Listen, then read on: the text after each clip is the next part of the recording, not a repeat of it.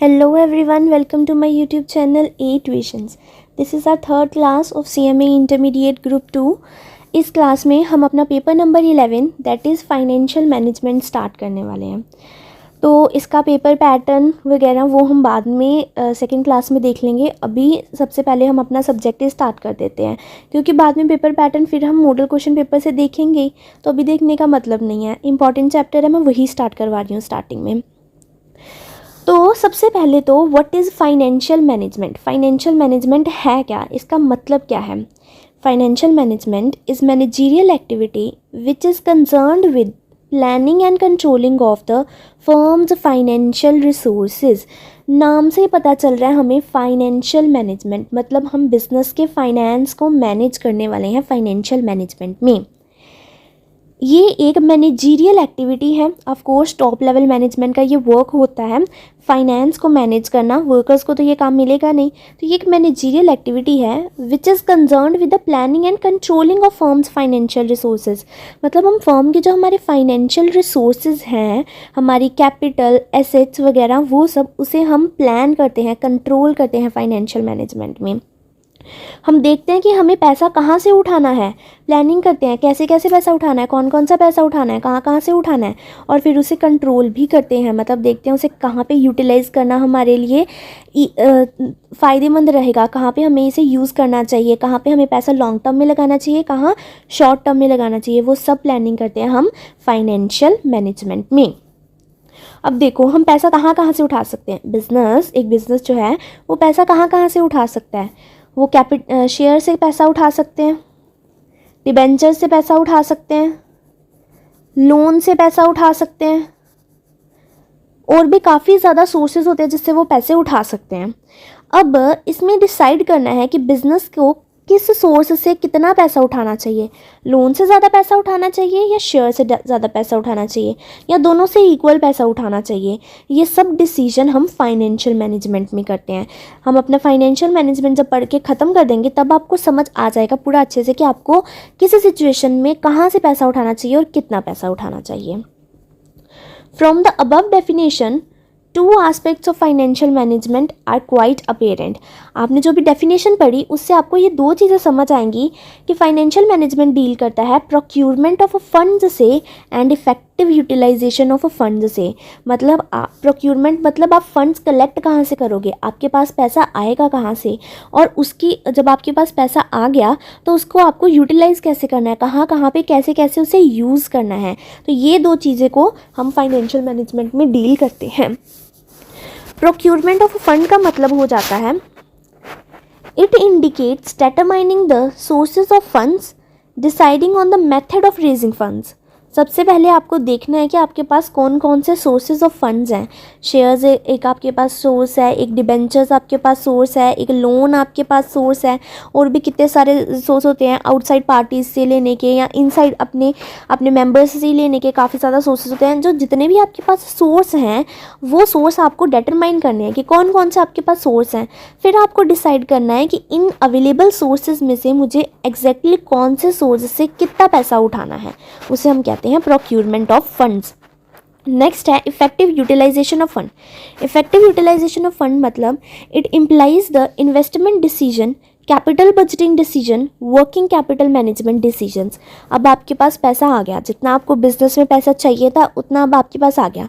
अब आपको डिसाइड करना है कि मैं पैसा कहाँ कहाँ पे लगाऊं। इसमें आप डिसीजन लेते हो कितना आपको पैसा इन्वेस्ट करना है, किसी दूसरी जगह पे, किसी अलग कंपनी में कितना इन्वेस्ट करना है, अपने फिक्स्ड एसेट में कितना इन्वेस्ट करना है, अपने वर्किंग कैपिटल में, मतलब कि आपके जो होते हैं ना वर्किंग कैपिटल लाइक स्टॉक वगैरह, उसमें कितना इन्वेस्ट करना है। कैपिटल बजटिंग डिसीजन बनाते हो आप। इसमें कैपिटल बजटिंग डिसीजन आप एक सेपरेट चैप्टर भी देखोगे, उसी तरह वर्किंग कैपिटल मैनेजमेंट भी आप एक सेपरेट चैप्टर देखोगे। वर्किंग कैपिटल मैनेजमेंट मतलब आपकी जो वर्किंग कैपिटल है, जो बहुत ही ज़्यादा लिक्विड कैपिटल होती है ना, उसका डिसीजन आपको कैसे लेने हैं। कैपिटल बजटिंग डिसीजन मतलब आपको डिसाइड करना, आपके पास दो प्रोजेक्ट पड़े होंगे, project A and project B. आपको इन दोनों में से प्रोजेक्ट में से डिसाइड करना है कि आपको कौन से प्रोजेक्ट में पैसा लगाना ज़्यादा बेनिफिशियल रहेगा। तो ये सब हम इफेक्टिव यूटिलाइजेशन ऑफ रिसोर्सेज में करते हैं। हमने फाइनेंशियल मैनेजमेंट का मतलब समझ लिया। अब आपको थोड़ा थोड़ा सा अंडरस्टैंडिंग हो गई होगी कि फाइनेंशियल मैनेजमेंट आखिरकार होता क्या है। तो आज हम अपना फर्स्ट चैप्टर स्टार्ट करने वाले हैं फाइनेंशियल मैनेजमेंट का, दैट इज़ लेवरेज। लेवरेज का मतलब, दो तरह से लेवरेज का मतलब आप देख सकते हो। लेवरेज का मतलब एडवांटेज भी होता है और लेवरेज का मतलब रिस्क भी होता है। वो कैसे मैम? एडवांटेज भी और रिस्क भी, दोनों चीज़ें कैसे हो सकती है किसी भी चीज़ का? मतलब या तो किसी चीज़ का एडवांटेज होता है या तो किसी चीज़ से हमें रिस्क होता है, दोनों कैसे हो जाएंगे? लेवरेज मतलब आप ना फिक्स्ड कॉस्ट के साथ लेवरेज में खेलते हो। अब उस फिक्स्ड कॉस्ट का आपको एडवांटेज भी हो सकता है और समटाइम्स वो फिक्स्ड कॉस्ट आपके लिए रिस्की भी हो सकती है। फिक्स्ड कॉस्ट मतलब जो फिक्स्ड रहती है, हमने अपनी कॉस्टिंग की क्लास में भी देखा, पूरी डिटेल में देखा था। फिक्स्ड कॉस्ट का मतलब क्या होता है कि वो कॉस्ट आपको होनी ही होनी है, चाहे आप जो मर्जी कर लो, चाहे आप काम करो बिजनेस में ना करो, बट वो कॉस्ट आपको होगी ही। That is fixed cost. Fixed cost का एडवांटेज आप उठा सकते हो कि आप ज़्यादा से ज़्यादा प्रोडक्शन करके अपनी फिक्स्ड कॉस्ट को रिड्यूस कर सकते हो। ऐसे आप अपनी फिक्स्ड कॉस्ट का एडवांटेज उठा सकते हो ना। उसी तरह से आपके लिए फिक्स्ड कॉस्ट रिस्की भी होती है। कैसे होती है? अगर आप सही प्रोडक्शन ना करो, अपनी फिक्स्ड कॉस्ट को सही तरीके से ना यूज़ करो, तो आपकी फिक्स्ड कॉस्ट तो होती रहेगी। अगर 10 लाख फिक्स्ड कॉस्ट है वो तो इतनी रहेगी, और आप सिर्फ 1 लाख तक की वर्किंग कर रहे हो, तो आपकी फिक्स्ड कॉस्ट का आप रिस्क उठा रहे हो। इतनी ज़्यादा फिक्स्ड कॉस्ट आपको बेयर करनी पड़ेगी अपने प्रोडक्ट्स के ऊपर। तो इस तरह से फिक्स्ड कॉस्ट एडवांटेजियस भी होती है एंड रिस्की भी होती है। ये होता है लेवरेज का मतलब। लेवरेज डील करता है फिक्स्ड कॉस्ट के साथ, और fixed cost sometimes can be advantageous and sometimes can be risky also. अभी हमें ना सबसे पहले फाइनेंशियल मैनेजमेंट में सबसे इंपॉर्टेंट चीज़ होती है ये प्रॉफिटेबिलिटी स्टेटमेंट। कुछ भी फाइनेंशियल मैनेजमेंट में करना है तो आपको प्रॉफिटेबिलिटी स्टेटमेंट आनी चाहिए। जैसे फाइनेंशियल अकाउंटिंग आप देखो तो उसमें आपका प्रॉफिट एंड लॉस अकाउंट होता है और बैलेंस शीट होती है ना, उसी तरह से फाइनेंशियल मैनेजमेंट की अपनी इनकम स्टेटमेंट बनती है जिसे हम कहते हैं प्रॉफिटेबिलिटी स्टेटमेंट। ये प्रॉफिटेबिलिटी स्टेटमेंट अगर आप इससे पहले वाली क्लास देख के आए हो, मैनेजमेंट अकाउंटिंग की क्लास, तो मैंने उसमें भी एक्सप्लेन की है, बट आई एम अज्यूमिंग कि आप शायद सिर्फ फाइनेंशियल मैनेजमेंट मेरे से पढ़ रहे हो, तो मैं आपको फिर से एक्सप्लेन कर देती हूँ। जो देख के आए हैं मैनेजमेंट अकाउंटिंग की क्लास वो इसे आगे कर सकते हैं। प्रॉफिटेबिलिटी स्टेटमेंट इसका एक फॉर्मेट होता है, कैसे बनती है ये? इसमें सबसे पहले आपको लेनी होती है सेल्स में आपको लेस करनी है वेरिएबल कॉस्ट, फिर उसके बाद आपकी आ जाएगी कंट्रीब्यूशन। सेल्स से ही आपको रेवेन्यू होता है ना, रेवेन्यू में से आपको वेरिएबल कॉस्ट लेस करनी है, क्योंकि हमें फिक्स्ड कॉस्ट और वेरिएबल कॉस्ट का अलग अलग ट्रीटमेंट लेना है ना। फाइनेंशियल मैनेजमेंट में फिक्स्ड कॉस्ट और वेरिएबल कॉस्ट हमेशा अलग अलग ही रहती है। तो सेल्स में से सबसे पहले आप वेरिएबल कॉस्ट लेस कर दो, आपका कंट्रीब्यूशन आ जाएगा। फिर अलग से फिक्स्ड कॉस्ट माइनस करो तो आपका EBIT आ जाएगा, that is earning before interest and tax. उसमें से आप इंटरेस्ट माइनस कर दोगे तो आपका आ जाएगा EBT, अर्निंग बिफोर टैक्स। अब ये देखो यहाँ पे था earning before interest and tax. यहाँ से फिर आपको एक चीज़ समझ आ रही होगी ना कि अगर ये earning before interest and tax दिया है तो इसमें से of course interest and tax minus होना होगा। बिल्कुल सही। तो सबसे पहले हम इंटरेस्ट माइनस कर लेते हैं, तो क्या आ जाएगा? EBT, that is earning before tax.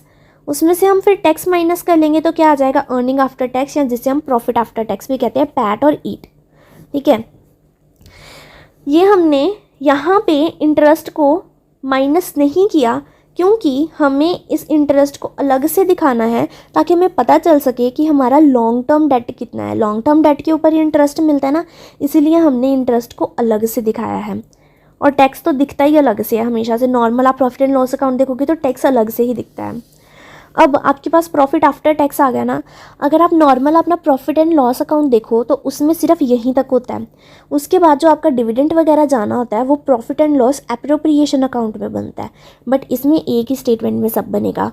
तो अर्निंग आफ्टर टैक्स में से आप प्रेफरेंस डिविडेंड को लेस कर दोगे तो आपकी क्या आ जाएगी? Earning available to equity share holder, क्योंकि अभी सारी पेमेंट्स होगी, जितनी पेमेंट होनी थी सब हो गई। प्रेफरेंस शेयर होल्डर को भी डिविडेंड मिल गया, तो अब तो सिर्फ इक्विटी शेयर होल्डर को ही पैसा मिलना बचा है। तो क्या आ जाएगी फिर? Earning available to equity share holder. Equity share holder के लिए कितनी अर्निंग बची है। उसे डिवाइड कर देंगे नंबर ऑफ़ शेयर होल्डर से, तो आपका अर्निंग पर शेयर आ जाएगा ना। अगर इक्विटी शेयर होल्डर के लिए 10,000 अर्निंग बची है, उसे आप डिवाइड कर दो, आपके 10 इक्विटी शेयर होल्डर हैं, तो पर इक्विटी शेयर होल्डर को कितनी अर्निंग आ रही है? 1,000 अर्निंग आ रही है। सिंपल सी बात थी। फिर इसमें से आपने डिसाइड किया कि आपकी पे आउट रेशियो रहेगी 70%। ये आपकी आई ना अर्निंग पर शेयर, है ना, 1000 कि एक शेयर के ऊपर आपको 1000 रुपीज़ मिल सकता है। ये कंपनी ने निकाला कि एक शेयर के ऊपर 1000 रुपीज़ आएगा अर्निंग। बट कंपनी ने बोला कि इसमें से ना कुछ वो रिजर्व एंड सरप्लस में रखेगी। जितनी भी earning available to equity share holder आती है ना, उसमें से कुछ कंपनी सेव करके रख लेती है। अब कुछ सेविंग्स भी तो रखनी पड़ेंगी। सारा कुछ लोगों में बांट दिया। कंपनी को एक्सपैंड करना है, अपना बिजनेस बढ़ाना है, आगे फर्दर खर्चा करना है, कहाँ से करेगी? कोई कंटिजेंसी आ जाए, कोई अचानक से कोई लाइबिलिटी आ जाए, कहाँ से पूरी करेगी? तो उसे कुछ ना कुछ अपने पास सेव करके भी रखना पड़ेगा। तो उस सेविंग को कहते हैं रिजर्व एंड सरप्लस। तो जो earning available to equity share holder आती है दैट इज़ 1000 रुपीज़, उसमें से समथिंग वो रिजर्व एंड सरप्लस के लिए रख लेते हैं और कुछ वो पे आउट कर देते हैं इक्विटी शेयर होल्डर्स को। तो इन्होंने बोला यहाँ पे पे आउट रेशियो है 70%, मतलब 1000 का 70% वो डिविडेंड पे करेंगे, बाकी वो रिजर्व एंड सरप्लस में रख लेंगे। तो 700 डिविडेंड पे करने वाले हैं। तो डिविडेंड पर शेयर कितना आ गया? 700। यहाँ तक होती है हमारी प्रॉफिटेबिलिटी स्टेटमेंट। आपको अर्निंग पर शेयर तक ही मैक्सिमम क्वेश्चन पूछेंगे, ये दो चीज़ें नहीं पूछते हैं, बट मैंने आपको फिर भी बता दी, बाय चांस अगर आ जाए तो इसको अब फिगर्स के साथ करके देखते हैं। मैंने आपको स्टेटमेंट बता दी, अब इसे फिगर्स के साथ एक बार सॉल्व करके देखते हैं। सेल्स आपको दी हुई है 1 लाख और उन्होंने बोला कि आपकी वेरिएबल कॉस्ट है 50%। 1 लाख का 50% 50,000। सेल्स में से क्या करना है हमें? वेरिएबल कॉस्ट लेस करनी है। तो क्या आ जाएगी? हमारा कंट्रीब्यूशन आ जाएगा, दैट इज़ 50,000। फिर उन्होंने बोला फिक्स्ड कॉस्ट है 20,000। फिक्स्ड कॉस्ट तो डायरेक्टली बताएंगे, तो 20,000 लेस किया तो आपका क्या आ गया? यहाँ पे EBIT आ गया। EBIT में से आपने इंटरेस्ट माइनस किया 10,000, तो आपका आ गया EBT 20,000। अभी आपको टैक्स लेस करना है EBT में से, तो टैक्स लेस किया 6,000, तो आपका आ गया 14,000 अर्निंग आफ्टर टैक्स, यानी कि प्रॉफिट आफ्टर टैक्स। उसमें से आप रेफरेंस डिविडेंड माइनस करोगे तो आप 4,000, तो आपके पास earning available to equity share holder आ गई 10,000। उसे डिवाइड कर लिया नंबर ऑफ शेयर होल्डर से, तो आपकी अर्निंग पर शेयर आ गई 1000। ठीक है, ये आपकी ख़त्म हो जाती है यहाँ पे प्रॉफिटेबिलिटी स्टेटमेंट। एक प्रॉफिटेबिलिटी स्टेटमेंट का सम करके देख लेते हैं, फिर उसके बाद मैं आपको ऑपरेटिंग लेवरेज और फाइनेंशियल लेवरेज का कंसेप्ट समझाऊंगी। प्रैक्टिस क्वेश्चन है हमारे पास यहाँ पे। वेरिएबल कॉस्ट रेशो दे रखी है 40%, मतलब कि वेरिएबल कॉस्ट कितनी आएगी? 40%। किसकी आएगी? सेल्स की आएगी। सेल्स की 40% यहाँ पे वेरिएबल कॉस्ट आएगी। अब यहाँ पे ना हमें सेल्स ही 3 दे रखी है, मतलब हमें 3 केस लेने पड़ेंगे, 1 लाख सेल्स के, 2 लाख सेल्स के एंड 3 लाख सेल्स के। सेल्स लिख लेंगे 1 लाख, 2 लाख एंड 3 लाख सेल्स लिख लिया हमने। नेक्स्ट है हमें दिया है वेरिएबल कॉस्ट 40%, तो सेल्स में से हमें वेरिएबल कॉस्ट लेस करनी होती है, तो हमारा कंट्रीब्यूशन आ जाता है। तो यहाँ पे वेरिएबल कॉस्ट कितनी है? 1 लाख का 40% लेंगे, 40,000 वेरिएबल कॉस्ट लेस कर देंगे 1 लाख में से, तो आ जाएगा हमारा कंट्रीब्यूशन 60,000। उसी तरह यहाँ से देखेंगे 2 लाख का 40% 80,000 आता है, लेस कर देंगे सेल्स में से, तो हमारा कंट्रीब्यूशन आ जाएगा 1,20,000। उसके बाद 3 लाख का 40% देखेंगे तो 1,20,000 आता है, लेस कर देंगे 3 लाख माइनस 1,20,000, तो हमारा कंट्रीब्यूशन आ जाएगा 1,80,000। अभी वेरिएबल कॉस्ट के बाद हमें क्या लेस कर, कंट्रीब्यूशन आने के बाद हमें क्या लेस करना होता है? फिक्स्ड कॉस्ट लेस करनी होती है। तो फिक्स्ड कॉस्ट देखो कहाँ पे दे रखी है, ये दे रखी है हमें फिक्स्ड कॉस्ट 25,000। तो डायरेक्टली फिक्स्ड कॉस्ट तो हर लेवल ऑफ एक्टिविटी पे सेम रहती है, चाहे जितनी भी सेल्स करो, तो फिक्स्ड कॉस्ट तो सेम रहने वाली है। 25,000 25,000 25,000। ये फिक्स्ड कॉस्ट क्यों सेम रहती है वो मैंने आपको बताया कॉस्टिंग की क्लास में, सेकेंड क्लास में बताया कॉस्टिंग की क्लास में। वो आप जाके देख सकते हो, वहाँ से कंसेप्ट अच्छे से क्लियर हो जाएगा। फिक्स्ड कॉस्ट लेस कर देंगे तो हमारे पास क्या आ जाएगा? EBIT आ जाएगा हमारे पास। EBIT कितना आएगा? 35,000 95,000 एंड 1,55,000। नेक्स्ट EBIT में से हमें क्या लेस करना होता है? इंटरेस्ट लेस करना होता है। तो इंटरेस्ट भी उन्होंने हमें डायरेक्टली दे रखा है, दैट इज़ 15,000। तो 15,000 लेस कर देते हैं इंटरेस्ट, 15,000, 15,000, 15,000, तो हमारा EBT आ जाएगा 20,000, 80,000 एंड 1,40,000। नेक्स्ट उन्होंने हमें दे रखा है EBIT में से आपको क्या लेस करना होता है, EBT में से टैक्स लेस करना होता है 30% ईच, हर केस में 30% लगने वाला है आपका टैक्स। तो आपने 30% माइनस कर दिया तो आपका आ गया EAT, अर्निंग आफ्टर टैक्स। उसमें से आपको लेस करना है प्रेफरेंस डिविडेंड, दैट इज 17,000, तो हम प्रेफरेंस डिविडेंड लेस कर लेंगे 17,000, तो हमारा आ जाएगा earning available to equity share holder. और नंबर ऑफ शेयर होल्डर्स कितने बता रखे हैं उन्होंने, 2000 बता रखे हैं, तो 2000 से डिवाइड कर देंगे तो हमारी अर्निंग पर शेयर आ जाएगी। ठीक है, बहुत ही नॉर्मल सा सम था, एक प्रैक्टिस सम रखा है, जिसको प्रॉफिटेबिलिटी स्टेटमेंट नहीं आती वो ये प्रैक्टिस सम करके प्रॉफिटेबिलिटी स्टेटमेंट आपको एकदम से अच्छे से याद हो जाएगी। ठीक है, आपको क्या करना है, आपको यहाँ तक जब मैंने आपको ये कंसेप्ट बताया वहाँ तक आपको ये देखनी वीडियो, आपको ये प्रैक्टिस क्वेश्चन कॉपी पे लिखना है और खुद से सॉल्व करके देखना है ये प्रैक्टिस क्वेश्चन। आपके ऐसे स्टेटमेंट की भी प्रैक्टिस होगी, आपको याद रहेगा कि कहाँ पे क्या आना है, आपका सम भी खुद से बन जाएगा और नोट्स तो बन ही जाएंगे साथ में। ठीक है, अब देखो लेवरेज ना 3 टाइप्स के होते हैं, operating leverage, financial leverage and combined leverage. क्या होते हैं अब ये 3 लेवरेज? एक होता है हमारे पास operating leverage. Operating leverage is actually the use of fixed operating cost by the firm. मैं आपको पहले कंसेप्ट बताती हूँ, फिर मैं आपको टेक्स्ट पे लेके आती हूँ। यहाँ से समझते हैं हम अपनी प्रॉफिटेबिलिटी स्टेटमेंट से। अब मैंने आपको क्या बताया, लेवरेज मतलब आपको फिक्स्ड कॉस्ट का एडवांटेज या रिस्क होगा। लेवरेज का मतलब क्या है, फिक्स्ड कॉस्ट का एडवांटेज या रिस्क होने वाला है आपको। अब यहाँ पे फर्स्ट केस में देखो आपकी फिक्स्ड कॉस्ट कौन सी आ रही है, सेल्स आपकी फिक्स्ड कॉस्ट है? नहीं। वेरिएबल कॉस्ट आपकी फिक्स्ड कॉस्ट है? इसके तो नाम में ही वेरिएबल कॉस्ट है, कहाँ से फिक्स्ड कॉस्ट होगी? कंट्रीब्यूशन आपकी फिक्स्ड कॉस्ट है? नहीं। ये रही हमारी सबसे पहली फिक्स्ड कॉस्ट, एक ये हमारी फिक्स्ड कॉस्ट है। नेक्स्ट आ जाओ फिर, मतलब इसे अंडरलाइन कर लेते हैं, इसका हम एडवांटेज उठाने वाले हैं। ठीक है, नेक्स्ट है हमारे पास EBIT फिक्स्ड कॉस्ट है? नहीं, ये तो हमने कैलकुलेट किया है भाई। इंटरेस्ट फिक्स्ड कॉस्ट है? यस, इंटरेस्ट एक फिक्स्ड कॉस्ट है, इसे भी आउटलाइन कर लेते हैं। EBT भी फिक्स्ड कॉस्ट नहीं है। टैक्स फिक्स्ड कॉस्ट है? नहीं, अगर आपको इनकम नहीं हो रही है तो टैक्स भी नहीं लगेगा, फिर तो टैक्स कोई फिक्स्ड कॉस्ट नहीं होती है। Earning after tax fixed cost नहीं है, ये तो कैलकुलेट किया हमने। प्रेफरेंस डिविडेंड फिक्स्ड कॉस्ट है? यस, प्रेफरेंस डिविडेंड एक फिक्स्ड कॉस्ट है, आपको प्रेफरेंस शेयर होल्डर्स को प्रेफरेंस डिविडेंड देना ही पड़ेगा। नॉर्मल डिविडेंड फिक्स्ड कॉस्ट नहीं होता, but preference dividend fixed cost होता है। Earning available to equity share holder fixed cost है? नहीं। तो earning per share fixed cost है? नहीं, क्योंकि मैंने आपको बोला इक्विटी शेयर होल्डर को देना ज़रूरी नहीं है, प्रेफरेंस शेयर होल्डर को देना ज़रूरी है। तो इसमें से हमने देखा कि हमारी 3 फिक्स्ड कॉस्ट निकल के आई हैं। एक तो खुद नाम में फिक्स्ड कॉस्ट लिखा हुआ है, इंटरेस्ट हमारी फिक्स्ड कॉस्ट है और प्रेफरेंस डिविडेंड हमारी फिक्स्ड कॉस्ट है। ये 3 फिक्स्ड कॉस्ट हैं।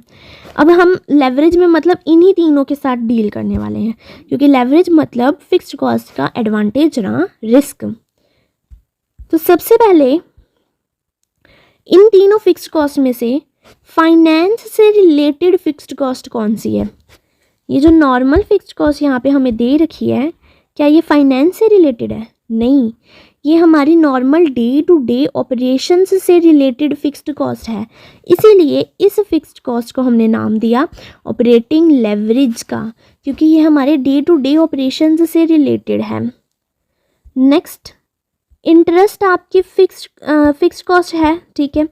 क्या ये फाइनेंस से रिलेटेड है? यस, मैंने अपनी कंपनी में लॉन्ग टर्म डेट लिया होगा, फाइनेंस किया होगा अपनी कंपनी को, इसीलिए तो मैं इंटरेस्ट पे कर रही हूँ। तो ये फिक्स्ड कॉस्ट है और ये फाइनेंस से रिलेटेड फिक्स्ड कॉस्ट है, इसलिए ये फाइनेंशियल लेवरेज है।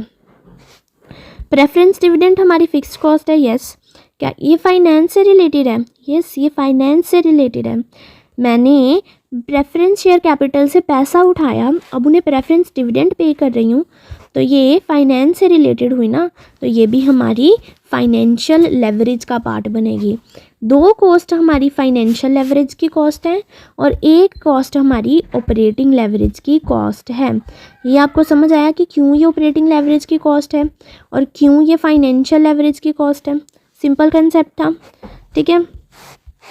अभी एक बार टेक्स्ट पढ़ लेते हैं। Financial leverage, operating leverage and combined leverage का। Operating leverage is actually the use of fixed operating cost by the firm. Operating leverage मतलब आप फर्म की फिक्स्ड ऑपरेटिंग कॉस्ट का यूज़ करते हो ऑपरेटिंग लेवरेज में। अब फर्म की फिक्स्ड ऑपरेटिंग कॉस्ट हमने देखी, मतलब कि ऑपरेटिंग फिक्स्ड कॉस्ट जो ऑपरेशंस में हमारी लगने वाली फिक्स्ड कॉस्ट होती है उसका आप यूज़ करते हो ऑपरेटिंग लेवरेज में। Financial leverage is related to the financing activities of a firm. It results from the presence of fixed financial charges. Financial leverage मतलब कि फाइनेंसिंग एक्टिविटीज़ से रिलेटेड जो हमारी फिक्स्ड कॉस्ट होती है उसका यूज़ करते हैं, उसके एडवांटेज और रिस्क से डील करते हैं हम फाइनेंशियल लेवरेज में। नेक्स्ट आता है हमारे पास कंबाइंड लेवरेज। कंबाइंड लेवरेज मतलब नाम से समझ आ रहा है कंबाइन है, मतलब दो लेवरेज को जोड़ के। अब कौन से दो लेवरेज हम अभी तक पढ़ के आए हैं? ऑपरेटिंग लेवरेज और फाइनेंशियल लेवरेज। तो कौन से दो लेवरेज जुड़े? ऑपरेटिंग लेवरेज और फाइनेंशियल लेवरेज को जोड़ के जो लेवरेज बनता है उसे हम कहते हैं combined leverage. A combination of the operating and financial leverage is the total और कंबाइंड लेवरेज। उन दोनों लेवरेज के कम्बिनेशन को हम कहते हैं कंबाइंड लेवरेज। एक बार इनके अब फॉर्मूलाज देखते हैं कि अब इनके फॉर्मूलाज क्या बनेंगे। अब हमने इतना तो पढ़ लिया ना कि कंबाइंड लेवरेज और फिक्स लेवरेज और ऑपरेटिंग लेवरेज होता क्या है। अब हमें देखना है कि इनके फॉर्मूलाज क्या हैं। तो सबसे पहले हम देखेंगे operating leverage. How we shall take advantage of fixed cost और calculate risk due to fixed cost. Operating leverage मतलब हम फिक्स्ड कॉस्ट का एडवांटेज कैसे लेंगे, फिक्स्ड कॉस्ट से एडवांटेज कैसे लेंगे और फिक्स्ड कॉस्ट से हमें क्या रिस्क होने वाला है उसे हम कहते हैं ऑपरेटिंग लेवरेज। फिक्स्ड कॉस्ट यहाँ पे कौन सी वाली? ऑपरेटिंग वाली फिक्स्ड कॉस्ट। अब देखो, आप आ जाओ अपनी प्रॉफिटेबिलिटी स्टेटमेंट पे। अपनी प्रॉफिटेबिलिटी स्टेटमेंट पे हमने क्या देखा? सेल्स में से वेरिएबल कॉस्ट लेस करेंगे तो कंट्रीब्यूशन आएगा, उसमें से फिक्स्ड कॉस्ट लेस करेंगे तो ईबीआईटी आएगा। हम ये वाली फिक्स्ड कॉस्ट का बेनिफिट ले रहे हैं ना, तो इसका फॉर्मूला कैसे बनता है? इसके फॉर्मूला को हम डिग्री ऑफ ऑपरेटिंग लेवरेज भी कहते हैं। इसका फॉर्मूला कैसे बनता है कि जिस चीज़ का आप एडवांटेज ले रहे हो ना उसके ऊपर वाली चीज़ को आप न्यूमिनेटर रख लो और उसके नीचे वाली चीज़ को आप डिनोमिनेटर रख लो। कंट्रीब्यूशन डिवाइडेड बाय ईबीआईटी, ये सबसे बेस्ट ट्रिक है इस फॉर्मूला को लर्न करने की। फिक्स्ड कॉस्ट के ऊपर वाला जो है वो आपका न्यूमिनेटर आ जाएगा और उसके जो नीचे वाला है वो आपका क्या आ जाएगा? डिनोमिनेटर। तो आपका डिग्री ऑफ फाइनेंशियल लेवरेज का फॉर्मूला क्या बन जाएगा? Contribution divided by EBIT. इसका एक और फॉर्मूला होता है, अगर ये वाला डेटा आपको अवेलेबल नहीं है तो एक और फॉर्मूला होता है। इसमें आप चेंज देखते हो, 2 ईयर्स का आपको डेटा गिवन होगा उससे आप निकाल सकते हो। Change in percentage change in EBIT divided by percentage change in sales. आपकी ईबीआईटी में कितना परसेंट चेंज आया है उसको आपको डिवाइड करना है परसेंटेज चेंज इन सेल्स से। अब ये परसेंटेज चेंज इन ईबीआईटी या परसेंटेज चेंज इन सेल्स कैसे निकलता है? चेंज इन वैल्यू, जितनी वैल्यू में आपका चेंज आया। सोचो पहले आपकी वैल्यू थी 10,000 की, अब आपकी वैल्यू रही है 5,000 की। कितना चेंज आ रहा है आपकी वैल्यू में? 5,000 का चेंज आ रहा है। तो ये आ रही है आपकी चेंज इन वैल्यू कितनी आई? 5,000। ओरिजिनल वैल्यू क्या है आपकी? 10,000। तो 5,000 डिवाइडेड बाय 10,000 इंटू 100 कर देंगे तो आपके पास आ जाएगा परसेंटेज चेंज इन ईबीआईटी। उसी तरह से परसेंटेज चेंज इन सेल्स निकालेंगे। पहले आपकी सेल्स थी 20,000 की, अब आपकी सेल्स रह गई है 10,000 की। चेंज कितना आ रहा है? 10,000 का आ रहा है। डिवाइडेड बाय ओरिजिनल वैल्यू कितनी है? 20,000 ओरिजिनल वैल्यू है, इंटू 100 कर दोगे तो आपका परसेंटेज चेंज इन सेल्स भी आ जाएगा। ये है आपका डिग्री ऑफ ऑपरेटिंग लेवरेज का फॉर्मूला। क्या फॉर्मूला है हमारे पास डिग्री ऑफ ऑपरेटिंग लेवरेज का। हमें सबसे पहले तो हमने ऑपरेटिंग लेवरेज का मतलब समझा। ऑपरेटिंग लेवरेज मतलब हमें ऑपरेटिंग फिक्स्ड कॉस्ट का एडवांटेज लेना। यहाँ पे हम ऑपरेटिंग फिक्स्ड कॉस्ट को डील करने वाले हैं। तो हमारी ऑपरेटिंग फिक्स्ड कॉस्ट कौन सी है, ये वाली ऑपरेटिंग फिक्स्ड कॉस्ट है। हमने टोटल 3 फिक्स्ड कॉस्ट देखी थी, एक यही थी जो ऑपरेटिंग फिक्स्ड कॉस्ट है, बाकी सारी फिक्स्ड कॉस्ट तो फाइनेंशियल फिक्स्ड कॉस्ट थी। तो ये हमारी डील करती है ऑपरेटिंग लेवरेज के साथ। जो भी हमारी फिक्स्ड कॉस्ट के ऊपर वाली टर्म है उसे हम लेंगे as a numerator in our formula, and जो नीचे वाली टर्म है उसे हम लेंगे as a denominator in our formula. तो फॉर्मूला बन जाएगा कंट्रीब्यूशन डिवाइडेड बाय ईबीआईटी। एक इसका दूसरा फॉर्मूला भी बनता है percentage change in EBIT divided by percentage change in sales. अब ये परसेंटेज चेंज इन ईबीआईटी कैसे निकलता है, चेंज इन वैल्यू, आपकी वैल्यू में कितना चेंज आ रहा है, divided by original value into 100। समझ आया इतना, डिग्री ऑफ फाइनेंशियल एवरेज समझ आ गया। अब हम नेक्स्ट चलेंगे अपना, सॉरी हमने अभी पढ़ा operating leverage, degree of operating leverage हो गया। अब हम नेक्स्ट चलेंगे अपना फाइनेंशियल लेवरेज पे। अब फिर से अपनी इनकम स्टेटमेंट पे आ जाओ।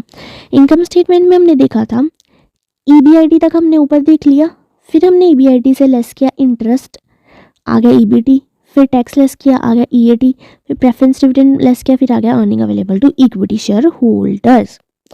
अब ये भी फिक्स्ड कॉस्ट है और ये भी फिक्स्ड कॉस्ट है। अब यहाँ पे 2 फिक्स्ड कॉस्ट है, मतलब हमारे इन दोनों से हमें लेके अपना फॉर्मूला बनाना पड़ेगा फाइनेंशियल लेवरेज का। मैंने क्या बोला, जो चीज़ आप देख रहे हो उसके अबव वाली चीज़ को आप न्यूमिनेटर ले लो। अभी मैं इंटरेस्ट वाली फिक्स्ड कॉस्ट भी देख रही हूँ और ये वाली प्रेफरेंस डिविडेंड वाली फिक्स्ड कॉस्ट भी देख रही हूँ।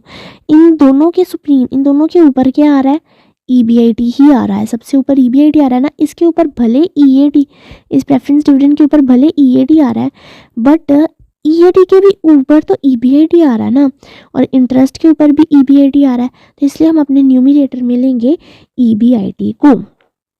अब डिवाइड किससे करेंगे, जो फिक्स्ड कॉस्ट के नीचे आ रहा है। अब फिक्स्ड कॉस्ट के नीचे क्या आ रहा है, यहाँ पे आ रहा है ईबीटी, और यहाँ पे देखा जाए तो यहाँ पे आ रहा है earning available to equity share holder. तो यहाँ पे हमारा फॉर्मूला थोड़ा सा चेंज हो जाएगा। यहाँ पे क्या आ जाएगा, ईबीटी लेंगे। अब ईबीटी में से हम टैक्स लेस करें तो हमारे पास ईएटी आ जाता है ना, तो और उसमें से प्रेफरेंस डिविडेंड लेस करें तो earning available to equity share holder आ जाता है। अभी हम लेंगे ईबीटी में से प्रेफरेंस डिविडेंड डिवाइड कर देंगे, सॉरी ईबीटी में से प्रेफरेंस डिविडेंड माइनस कर देंगे और डिवाइड करेंगे उसे 1 माइनस टैक्स से। ये हमारा फाइनेंशियल लेवरेज का फॉर्मूला है। अब ऐसा हो सकता है कि आपको यहाँ पे एक डाउट आ रहा हो कि मैम आपने यहाँ पे प्रेफरेंस डिविडेंड को 1 माइनस टैक्स से डिवाइड क्यों किया। अब बेटा देखो, यहाँ पे जो हमारा टैक्स है ये हमारा क्या फिक्स्ड कॉस्ट है, नहीं, टैक्स हमारा फिक्स्ड कॉस्ट नहीं है। अगर हम यहाँ पे ईबीटी के ऊपर देखो, मैंने क्या कहा, फिक्स्ड कॉस्ट के ऊपर वाला आपको न्यूमिनेटर लेना है, दैट इज़ ईबीआईटी। तो यहाँ पे मैंने ईबीआईटी लिया, बट अब नीचे हमें लेना है फिक्स्ड कॉस्ट के डिनोमिनेटर वाला। अगर मैं यहाँ से नीचे डिनोमिनेटर वाला लेती हूँ, that is earning available to equity share holder. तो देखो, earning available to equity share holder में इंटरेस्ट तो माइनस है, ठीक है, फिक्स्ड कॉस्ट है, प्रेफरेंस डिविडेंड भी माइनस है, ठीक है, फिक्स्ड कॉस्ट है, बट ये टैक्स क्यों माइनस है, टैक्स क्या फिक्स्ड कॉस्ट है, नहीं। तो टैक्स क्यों माइनस है, इसीलिए मैंने क्या किया, मैंने लिया यहाँ से ईबीटी। यहाँ तक तो सारी बातें ठीक थी, ये तो लेना ही था, ईबीटी मैंने ले लिया। अब इसमें से माइनस करनी मुझे फिक्स्ड कॉस्ट, मतलब अपनी प्रेफरेंस डिविडेंड वाली कॉस्ट अपनी माइनस करनी है। तो माइनस कर देंगे preference dividend, but preference dividend minus करने के बाद ये earning available to equity share holder आ जाएगा, मतलब टैक्स इसमें माइनस हो जाएगा, तो ये गलत हो जाएगा। इसीलिए इसे डिवाइड कर देंगे 1 माइनस टैक्स से। 1 माइनस टैक्स से डिवाइड करने की वजह से ये प्रेफरेंस डिविडेंड जो है ना हमारा, ये प्री टैक्स बन जाएगा, मतलब टैक्स से पहले। इसीलिए 1 माइनस टी से इसे हम डिवाइड कर देंगे, ठीक है। तो ये है हमारा फाइनेंशियल लेवरेज का फॉर्मूला। और दूसरा इसका फॉर्मूला हो सकता है, जैसे हमने ऊपर पढ़ा था ऑपरेटिंग लेवरेज में, percentage change in EPS divided by percentage change in EBIT. जब आप परसेंटेज वाला करते हो ना, तो आपको उल्टा कर देना है। इसमें आपने क्या किया, अपने फिक्स कॉस्ट के ऊपर वाले को आपने न्यूमरेटर लिया, इसमें आपको उल्टा कर देना है। जब आप परसेंटेज वाला करोगे इसमें उल्टा कर देना है। फिक्स कॉस्ट के नीचे वाले को आपको न्यूमरेटर लेना है। अब यहाँ पे आपको परसेंटेज चेंज इन ईपीएस ही ले लेना है, यहाँ पे ये वाला झंझट करने की ज़रूरत नहीं है, ठीक है। परसेंटेज चेंज इन ईपीएस ले लिया और नीचे डिवाइड कर देना परसेंटेज चेंज इन ईबीआईटी से, ठीक है। ऊपर वैसे ही ऑपरेटिंग लेवरेज में भी था, ये रहा परसेंटेज चेंज इन ईबीआईटी ऊपर आ गया था, ईबीआईटी यहाँ से उठ के ऊपर आ गया था, और परसेंटेज सेल्स इन नीचे आ गया था, कंट्रीब्यूशन की जगह पे सेल्स आ गया था यहाँ पे, ओके। तो ये थे हमारे ऑपरेटिंग लेवरेज और फाइनेंशियल लेवरेज के फॉर्मूला। नेक्स्ट फॉर्मूला हमारे पास कंबाइंड लेवरेज का। कंबाइंड लेवरेज मतलब ऑपरेटिंग लेवरेज और फाइनेंशियल लेवरेज को मिला के मैंने बोला, तो operating leverage into financial leverage हमारा आ जाएगा कंबाइंड लेवरेज। अब ऑपरेटिंग लेवरेज का क्या फॉर्मूला होता है? ऑपरेटिंग लेवरेज मतलब कंट्रीब्यूशन डिवाइडेड बाय ईबीआईटी, यही फॉर्मूला ऑपरेटिंग लेवरेज का, कंट्रीब्यूशन डिवाइडेड बाय ईबीआईटी, है ना। फाइनेंशियल लेवरेज का क्या फॉर्मूला है? EBIT divided by EBT minus preference dividend divided 1 minus tax, ये हमारा है उसका फॉर्मूला, फाइनेंशियल लेवरेज का फॉर्मूला हमारा, ठीक है। अब देखो ये जाना था ऊपर, 1 मिनट बस मैं इसे सही कर देती हूँ, ये यहाँ पे आना है। अब देखो इसे हम सॉल्व करते हैं, इसे सॉल्व कैसे करेंगे? ईबीआईटी लेस ईबीआईटी आपस में कट जाएंगे, है ना, ये इधर और इधर ईबीआईटी आपस में कट जाएंगे, बचेगा क्या? Contribution divided by EBT minus preference share divided by 1 minus tax, ये आ गया हमारे कंबाइंड लेवरेज का फॉर्मूला, ठीक है। क्या किया हमने, फिर से एक बार सुन लो। ऑपरेटिंग लेवरेज कैसे निकलता है? कंट्रीब्यूशन डिवाइडेड बाय ईबीआईटी से हमारा निकलता है ऑपरेटिंग लेवरेज। फाइनेंशियल लेवरेज कैसे निकलता है? EBIT divided by EBT minus preference dividend divided by 1 minus tax से हमारा फाइनेंशियल लेवरेज निकलता है। अब ये देखो ईबीआईटी से ईबीआईटी कट गया, बचा क्या? Contribution divided by EBT minus preference dividend divided by 1 minus tax, तो ये आ गया हमारा कंबाइंड लेवरेज का फॉर्मूला। नेक्स्ट दो फॉर्मूला हो सकते हैं ना, परसेंटेज चेंज वाला भी एक बार लिख लेते हैं। फाइनेंशियल लेवरेज का हमारा ऑपरेटिंग लेवरेज का हमारा क्या फॉर्मूला है? Percentage change in EBIT divided by percentage change in sales, percentage change in EPS divided by percentage change in EBIT, ये हमारा फाइनेंशियल लेवरेज का, ये हमारा ऑपरेटिंग लेवरेज का। अब इसमें हमारा फॉर्मूला क्या बच गया? ईबीआईटी आपस में कट गया, क्या बचा? Percentage change in EPS divided by percentage change in sales, तो ये हमारा आ गया कंबाइंड लेवरेज का फॉर्मूला। ये थे हमारे 3 leverage, operating leverage, financial leverage and combined leverage, जिनके हमने मीनिंग भी कर लिए एंड फॉर्मूलाज भी कर लिए। नेक्स्ट आता है हमारे पास रिलेशनशिप। रिलेशनशिप किसमें? सारी आइटम्स के बीच में क्या रिलेशनशिप है? अब इसे समझो, इससे आपके क्वेश्चंस भी बनेंगे। आपको समटाइम्स क्वेश्चन में बता देगा सेल्स माइनस ईबीआईटी का रिलेशनशिप बताओ, तो वो हम क्वेश्चन करेंगे, उससे भी समझ आएगा। अभी देखो यहाँ पे उन्होंने लिखा है सेल्स माइनस ईबीआईटी मतलब ऑपरेटिंग लेवरेज। कैसे? अपनी प्रॉफिटेबिलिटी स्टेटमेंट पे आते हैं।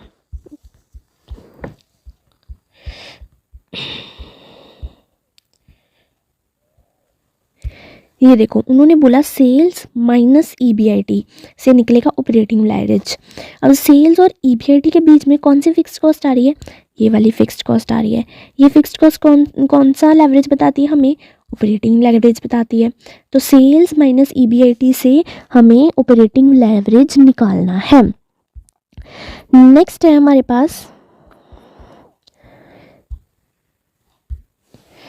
EBIT less EPS. अब देखना आपकी ईबीआईटी और ईपीएस के बीच में क्या क्या आता है? ईबीआईटी और ईपीएस के बीच में हमारी कौन सी 2 फिक्स्ड कॉस्ट आ रही है? इंटरेस्ट वाली एंड प्रेफरेंस डिविडेंड वाली 2 फिक्स्ड कॉस्ट आ रही है। दोनों ही फाइनेंशियल लेवरेज की फिक्स्ड कॉस्ट है। तो इन ईबीआईटी लेस ईपीएस करने से हमें निकालना है फाइनेंशियल लेवरेज। नेक्स्ट उन्होंने बोला सेल्स माइनस ईपीएस। अब सेल्स सबसे ऊपर होता है और ईपीएस सबसे नीचे होता है। इसके बीच बीच में क्या आ जाता है? फिक्स्ड कॉस्ट भी आती है, इंटरेस्ट भी आता है और प्रेफरेंस डिविडेंड भी आता है। अब ये 2 फाइनेंशियल लेवरेज वाली आ गई और ये ऑपरेटिंग लेवरेज वाली आ गई, दोनों ही आ गई ना हमारे पास। तो ये कौन सा लेवरेज हो गया? कंबाइंड लेवरेज हो गया हमारे पास। नेक्स्ट सेल्स माइनस ईबीटी, वो भी देख लेते हैं एक बार। वापस आते हैं अपनी कॉस्ट शीट पे। ये रहा हमारे पास सेल्स और ये रहा हमारे पास ईबीटी। अब इसमें इन दोनों के बीच में कौन कौन सी कॉस्ट आ रही है, ये वाली फिक्स्ड कॉस्ट भी आ रही है और ये वाला इंटरेस्ट भी आ रहा है। मतलब एक ऑपरेटिंग कॉस्ट लेवरेज की कॉस्ट आ रही है और एक फाइनेंशियल लेवरेज की आ रही है। तो दोनों मिलके क्या बना लेंगे, अपना कंबाइंड लेवरेज। तो ये थे हमारे पास रिलेशनशिप इन चारों चीज़ों के बीच में। ठीक है, यहाँ पे हमारे लेवरेज के कंसेप्ट्स खत्म होते हैं। इसके बाद छोटे छोटे से कंसेप्ट बचेंगे, वो क्वेश्चन के बीच में हम कर लेंगे। कुछ रेशियोज वगैरह आएंगी, वो बहुत छोटे छोटे से कंसेप्ट हैं, वो क्वेश्चन के साथ साथ हम करते जाएंगे और अपने नोट्स में यहाँ पे लिखते जाएंगे। आपको यहाँ पे अगर आपका हाफ पेज छूट गया है तो वो हाफ पेज भी छोड़ दो और उससे नेक्स्ट एक पेज भी छोड़ दो आप वहाँ पे कंसेप्ट लिखने के लिए, अगर आप नोट्स बना रहे हो साथ साथ में। उसके बाद आप क्वेश्चन स्टार्ट करना, बिकॉज अभी मैं इसके बाद आपको मॉड्यूल के क्वेश्चन पे लेके जाने वाली हूँ। तो पहले आप एक पेज छोड़ दो अपने अगर छोटे मोटे जो कंसेप्ट्स आएंगे वो लिखने के लिए, और उसके बाद आप अपने मॉड्यूल की इलस्ट्रेशन स्टार्ट कर सकते हो। एक बार फटाफट से रिवाइज कर लेते हैं हमने क्या पढ़ा अपने इसमें लेवरेज में। हमने सबसे पहले पढ़ा meaning of a financial management. Financial management मतलब बिजनेस में जो फाइनेंस होता है ना उसे मैनेज करता है। फाइनेंशियल मैनेजमेंट में ये सब चीज़ें हम मैनेज करते हैं। मैनेज क्या क्या करना है, मतलब कि बिजनेस में पैसा आएगा कहाँ से, procurement of funds and effective utilization of funds. एक बार पैसा आ गया तो उस पैसे को यूटिलाइज कैसे करना है, पैसा कहाँ लगाना है, कितना लगाना है, वो सब चीज़ें देखेंगे। It indicates determining the sources of funds, deciding on the methods of raising funds. मतलब हमने प्रोक्यूरमेंट ऑफ फंड्स में देखा था कि सबसे पहले आपको डिटरमाइन करना है कि आपके पास कौन कौन से सोर्सेज ऑफ फंड्स हैं।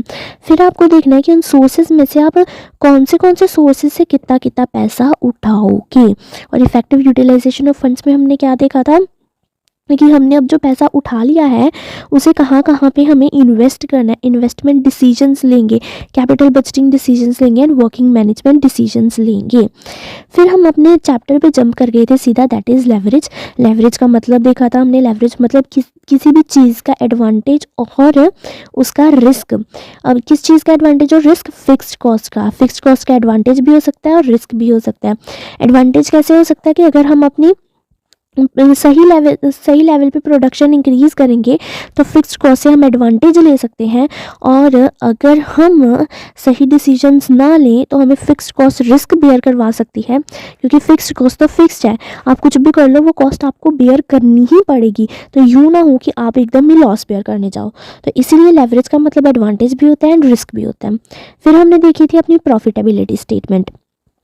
इसमें हमने क्या देखा था, प्रॉफिटेबिलिटी स्टेटमेंट कैसे होती है, सेल्स लेस वेरिएबल कॉस्ट आ जाता है, कंट्रीब्यूशन लेस फिक्स्ड कॉस्ट आ जाता है हमारे पास, EBIT लेस इंटरेस्ट तो आता है EBT लेस टैक्स तो आता है profit after tax less preference dividend तो आता है earning available to equity share holder. अगर उसे डिवाइड कर देंगे नंबर ऑफ शेयर होल्डर्स से तो हमारे पास आ जाता है अर्निंग पर शेयर। फिर हमने देखा था कि समटाइम्स कंपनी कुछ रिजर्व्स एंड सरप्लस रख लेती है और कुछ पे आउट करती है, तो उसे हम कहते हैं पे आउट रेशो, जिससे हमारे पास निकल जाता है डिविडेंड पर शेयर। अब हमने इस प्रॉफिटेबिलिटी स्टेटमेंट में ही अपने लेवरेज देखे थे, दो टाइप के leverage, operating leverage and financial leverage. यहाँ पे लेवरेज मतलब फिक्स्ड कॉस्ट का एडवांटेज और रिस्क। तो हमने सबसे पहले देखा कि यहाँ पे फिक्स्ड कॉस्ट कौन कौन सी है, तो हमें दिखा कि 3 तरह की फिक्स्ड कॉस्ट हैं। एक तो ये फिक्स्ड कॉस्ट, एक इंटरेस्ट एंड एक प्रेफरेंस डिविडेंड वाली फिक्स्ड कॉस्ट। इस फिक्स्ड कॉस्ट को हम क्या कहते हैं, ऑपरेटिंग फिक्स्ड कॉस्ट, क्योंकि ये बिजनेस के ऑपरेशन से रिलेटेड फिक्स्ड कॉस्ट है, तो इसीलिए यहाँ पे निकलता है हमारा ऑपरेटिंग लेवरेज।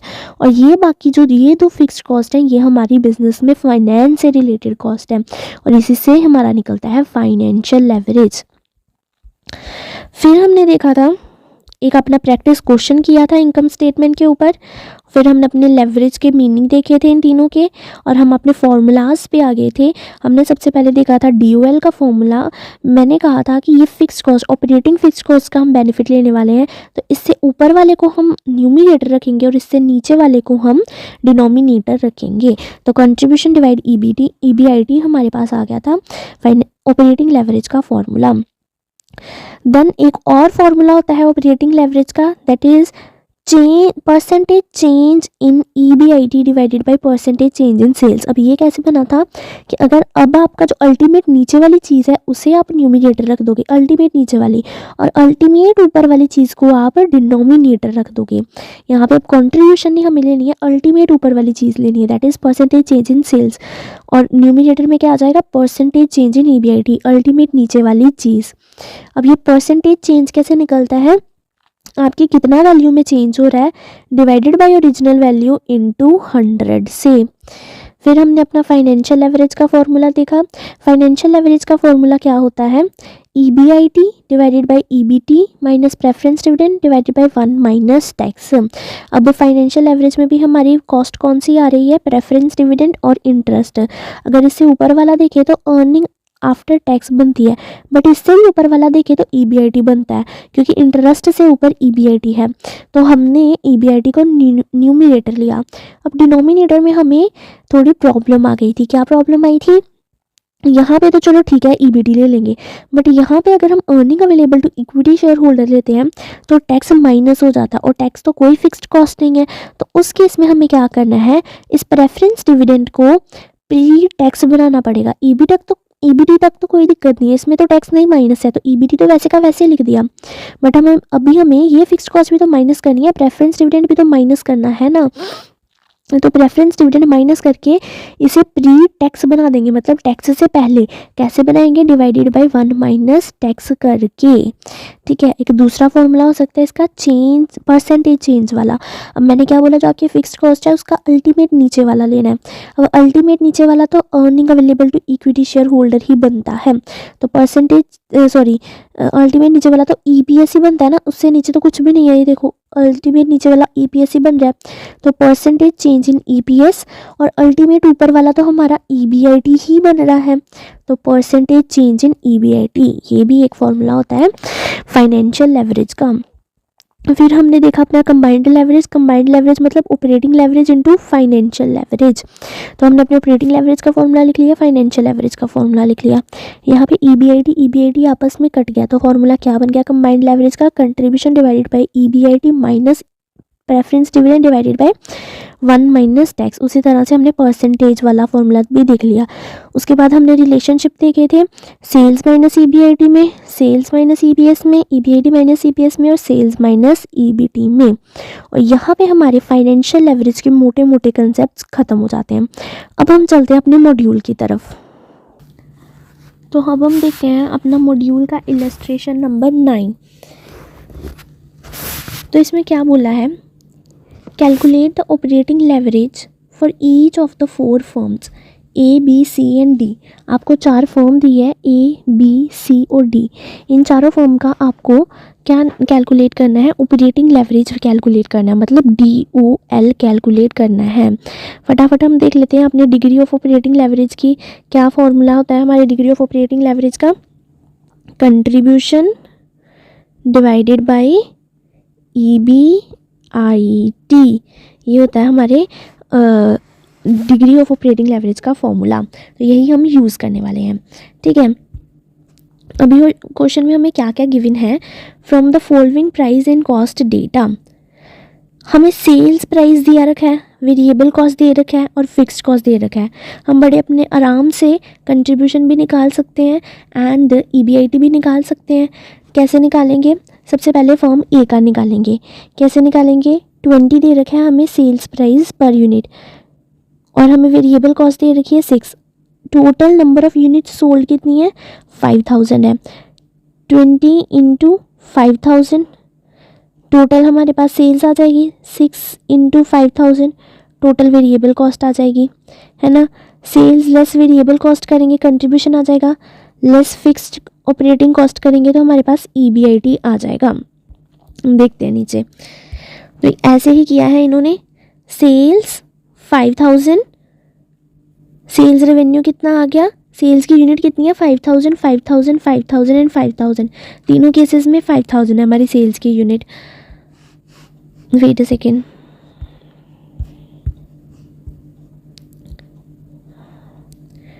हाँ, तो हमारे पास सेल्स कितनी आ गई, 1,00,000, 1,60,000, 2,50,000, 3,50,000 हमारे पास आ गई सेल्स। ठीक है, उसमें से लेस करना है हमें वेरिएबल कॉस्ट। वेरिएबल कॉस्ट कैसे निकलेगी? Variable cost per unit into units के साथ मल्टीप्लाई करेंगे तो हमारी वेरिएबल कॉस्ट आ जाएगी टोटल में 1,00,000 माइनस 30,000 मेरे माइनस फिक्स्ड कॉस्ट आ जाएगा EBIT 10,000। उससे पहले हमें यहाँ पे कंट्रीब्यूशन निकाल लेना है, वो भी आप कंट्रीब्यूशन लिख लेना, खुद से सम सॉल्व करना। मैं तो ये सम बस आपको गो थ्रू करवा रही हूँ, मैंने आपको समझा दिया। ये सम आपको खुद से सॉल्व करना है, ये प्रैक्टिस क्वेश्चन होगा क्योंकि बहुत ही सिंपल क्वेश्चन है। फॉर्म बी का कैसे निकालेंगे? सेल्स 1,60,000 लेस 80,000 आ जाएगा यहाँ पे कंट्रीब्यूशन, लेस फिक्स्ड कॉस्ट करेंगे आ जाएगा हमारे पास EBIT। Same for the form C and same for the form D. अब डिग्री ऑफ ऑपरेटिंग लेवरेज कैसे निकलता है? हमारे ऑपरेटिंग लेवरेज का क्या फॉर्मूला है? उन्होंने किया है यहाँ पे current sales less variable cost. हम तो डायरेक्टली कंट्रीब्यूशन लेंगे ना, हमने तो ऊपर ही निकाल लिया हुआ है ना। तो 1,00,000 माइनस 30,000 डिवाइडेड बाई 10,000 यानी कि कंट्रीब्यूशन डिवाइडेड बाय हमारा EBIT। तो हमारे पास डिग्री ऑफ ऑपरेटिंग लेवरेज आ गया 7, फॉर्म बी का आ गया 2, फॉर्म सी का आ गया 3 एंड फॉर्म डी का आ गया 1। अब मेरे को आपको यहाँ पे एक मेन बात समझानी थी, कंक्लूजन क्या निकलेगा। अब बेटा देखो, आप ये डिग्री ऑफ ऑपरेटिंग लेवरेज आखिरकार निकाल क्यों रहे हो? क्या कह रहा है कि degree of operating leverage? Degree of operating leverage बोलता है कि for every 1% increase in sale there will not be 1% increase in EBIT। मतलब अगर मेरा सेल्स 1% से इंक्रीज़ कर रहा है तो ज़रूरी नहीं है कि मेरा EBIT भी 1% से इंक्रीज़ करेगा। ऐसा क्यों मैम? अगर मेरा सेल्स 1% से इंक्रीज़ कर रहा है तो मेरा EBIT भी तो 1% से इंक्रीज़ करना चाहिए ना। बट ऐसा नहीं होता है। क्यों नहीं होता है? क्योंकि देखो, आपकी सेल्स 1% से इंक्रीज़ कर रही है तो वेरिएबल कॉस्ट भी उतनी % से इंक्रीज़ करेंगी, क्योंकि सेल्स वेरिएबल कॉस्ट डिपेंड करती है सेल्स के ऊपर, तो वेरिएबल कॉस्ट भी उतने ही % से इंक्रीज़ करेगी। तो आपका कंट्रीब्यूशन भी फिर उतने ही % से इंक्रीज़ करेगा। 1% से सेल्स इंक्रीज़ कर रही है तो वेरिएबल कॉस्ट भी 1% से इंक्रीज़ करेगी, कंट्रीब्यूशन भी फिर 1% से ही इंक्रीज़ करेगा। बट फिक्स्ड कॉस्ट आपकी सेम ही रहेगी। जब फिक्स्ड कॉस्ट आपकी सेम रहेगी तो क्या आपका EBIT सेम रहेगा? नहीं सेम रहेगा। अब देखो, आपकी सेल्स 1,00,000 से 1,60,000 हुई, यहाँ पे वेरिएबल कॉस्ट 80,000 हुई, और यहाँ पे फिक्स्ड कॉस्ट 80,000 से लेस फिक्स। अच्छा, यहाँ पे तो फिक्स्ड कॉस्ट भी चेंज हुई है। ये वो केस समझाने के लिए मैं आपको अलग से एग्जांपल लेती हूँ। अभी के लिए आप इतना समझो कि आपका फिक्स्ड कॉस्ट चेंज नहीं करता है, फिक्स्ड कॉस्ट सेम रहता है, दूसरे लेवल पे सेम रहता है। जितना आप ये 2020 की अगर डिटेल है तो 2021 में आपका फिक्स्ड कॉस्ट सेम रहेगा। तो फिक्स्ड कॉस्ट सेम रहने की वजह से आपका ये जो EBIT है वो आपका परसेंटेज इंक्रीज इन सेल यानी कि 1% से इंक्रीज़ नहीं करेगा। वो कितने % से इंक्रीज़ करेगा? 1% into degree of operating leverage से। इसीलिए तो हम डिग्री ऑफ ऑपरेटिंग लेवरेज निकाल रहे हैं। ठीक है, अब यहाँ पे कंक्लूजन देखो, ये चीज़ मैं आपको एग्जांपल लेके अलग से भी समझाती हूँ। पहले एक बार ये पढ़ लेते हैं अपनी इलस्ट्रेशन का कंक्लूजन क्या बोल रहा है। The operating leverage exist only when there are fixed cost. Operating leverage तभी बनता है जब यहाँ पे फिक्स्ड कॉस्ट हो, क्योंकि हम फिक्स्ड कॉस्ट का ही तो फ़ायदा उठा रहे हैं यार। In case of firm D, there is no magnifying effect on the EBIT due to change in sales. 20% increase in sales has resulted in 20% increase in EBIT। मतलब कि फर्म D के केस में कोई भी फिक्स्ड कॉस्ट नहीं है। अगर कोई फिक्स्ड कॉस्ट नहीं है तो मतलब कोई डिग्री ऑफ ऑपरेटिंग लेवरेज नहीं है। तो इसका मतलब क्या हुआ, अगर 20% इंक्रीज इन सेल्स हो रहा है फर्म D के केस में तो उसका EBIT भी फिर 20% से ही बढ़ेगा। बट जहाँ पे ऑपरेटिंग लेवरेज है उस केस में क्या होगा, अगर फर्म का सेल्स 20% से बढ़ रहा है तो फर्म का जो EBIT है वो 20% into degree of operating leverage से बढ़ेगा। ठीक है, कहाँ गए हम? In case of the other firm operating leverage exists, it is maximum in firm A it is maximum in firm A followed by firm C. अब फर्म ए में सबसे ज़्यादा ऑपरेटिंग लेवरेज है और सबसे कम ऑपरेटिंग लेवरेज है फर्म बी में। The interpretation of degree of operating leverage of 7 is that 1% change in sales results in 7% change in EBIT। क्या कह रहे हैं कि फर्म ए में सबसे ज़्यादा operating degree of operating leverage है, कितना है, 7 है सबसे ज़्यादा। मतलब कि फर्म ए में अगर सेल्स 1% से बढ़ रही है तो उसकी EBIT कितने परसेंट से बढ़ेगी, 1% इंटू 7% से, यानी कि 7% से ही उसकी EBIT बढ़ेगी, 1% से उसकी EBIT नहीं बढ़ेगी। ये है हमारा ऑपरेटिंग लेवरेज का इंटरप्रिटेशन। इसीलिए यूज़ करते हैं हम अपने ऑपरेटिंग लेवरेज को, इसलिए निकालते हैं, और फाइनेंशियल लेवरेज भी इसीलिए निकालते हैं। ठीक है, अब इसकी एक एग्जांपल लेके समझ लेते हैं कि कैसे इंक्रीज़ होता है। ये आपका इलस्ट्रेशन एक हो चुका है, देखते हैं नेक्स्ट इलस्ट्रेशन कर सकते हैं क्या हम। Company uses the DFL formula. No, ये इलस्ट्रेशन नहीं करनी है। ठीक है, तो नेक्स्ट इलस्ट्रेशन हम कल की क्लास में करेंगे। अभी हम एक एग्जांपल देख के क्लास को यहीं पे ख़त्म कर देंगे। अब ये देखो, आप इस एग्जांपल से देखो, सेल्स दे रखी है 2 लाख ईयर 1 की, और ईयर 2 की सेल्स दे रखी है 2,40,000। सेल्स में कितना चेंज आ रहा है, 20% का चेंज आ रहा है। अगर सेल्स में चेंज आया 20% का तो प्रोपोर्शनेटली वेरिएबल कॉस्ट भी उतना ही इंक्रीज़ करेगी, बिकॉज वेरिएबल कॉस्ट आपकी यूनिट्स के ऊपर डिपेंड होती है, यानी कि सेल्स के ऊपर डिपेंड होगी। तो वेरिएबल कॉस्ट है 1,20,000, 20% से इंक्रीज़ कर दोगे तो आपकी वेरिएबल कॉस्ट आ जाएगी 1,44,000। सेल्स में भी 20% का इंक्रीज़ हुआ, वेरिएबल कॉस्ट में भी 20% का इंक्रीज़ हुआ, तो ऑब्वियस सी बात है कंट्रीब्यूशन में भी 20% का इंक्रीज़ होगा। पहले कंट्रीब्यूशन था 80,000, अब कंट्रीब्यूशन हो गया 96,000 ईयर 2 में, 20% का इंक्रीज़ आया। बट अब देखो फिक्स्ड कॉस्ट तो सेम ही रहेगी, यहाँ पे भी 50,000 रहेगी, यहाँ पे भी 50,000 रहेगी, तो फिक्स्ड कॉस्ट में तो कोई भी चेंज नहीं आएगा। बट अब आपके जो EBIT में चेंज आया ना, वो 20% का चेंज नहीं आया, वो 53.33% का चेंज आया। ऐसा क्यों हुआ, सेल्स तो उतनी बढ़ी 20% से, तो कंट्रीब्यूशन भी उतना बढ़ा 20% से, बट सेल्स 20% से बढ़ी है, इधर हमारा EBIT कितना बढ़ गया, 53.33% से बढ़ गया है। ये क्यों हुआ है, फिक्स्ड कॉस्ट की वजह से हुआ है। फिक्स्ड कॉस्ट की वजह से कैसे हुआ है, देखो आपकी पहले से आपका कंट्रीब्यूशन था 80,000 और फिक्स्ड कॉस्ट आपको पड़ रही थी 50,000, तो आपका EBIT सिर्फ 30,000 रह रहा था। बट अब आपकी सेल्स इंक्रीज़ करने से आपका कंट्रीब्यूशन बढ़ा, फिक्स्ड कॉस्ट तो उतनी की उतनी रहेगी, तो आपका EBIT ज़्यादा बढ़ेगा ना। ये फिक्स्ड कॉस्ट की वजह से हो रहा है, और इसे ही हम कहते हैं degree of operating leverage. For every 1% change in sales, यानी कि सेल्स में अगर 20% चेंज हो रहा है तो EBIT में कितना चेंज होगा आपका, 20 इंटू जितना आपका डिग्री ऑफ ऑपरेटिंग लेवरेज आएगा उतना चेंज होगा। अब इसमें देखो हमने डिग्री ऑफ ऑपरेटिंग लेवरेज निकाला है, contribution divided by EBIT of base year. ये जो लेना होता है ना कंट्रीब्यूशन डिवाइडेड बाय EBIT, वो बेस ईयर का लेना होता है, मतलब ईयर 1 का लेना होता है। तो हमने ले लिया 80,000 डिवाइडेड बाई 30,000, तो क्या आ गया हमारा यहाँ पे डिग्री ऑफ ऑपरेटिंग लेवरेज 2.67 हमारा डिग्री ऑफ ऑपरेटिंग लेवरेज आ गया। अब मैंने क्या बोला, आपका EBIT कैसे इंक्रीज़ होगा, 20% इंटू 2.67 से, तो आपका EBIT का परसेंट इंक्रीज़ कितना होना चाहिए था, 53.4% से, और देखो 53.4% से ही आपका EBIT इंक्रीज़ हो रहा है। ये है डिग्री ऑफ ऑपरेटिंग लेवरेज या डिग्री ऑफ फाइनेंशियल लेवरेज का मीन। कंक्लूजन क्या निकलता है, this indicates that for every 1% change in sales EBIT will change by 2.67।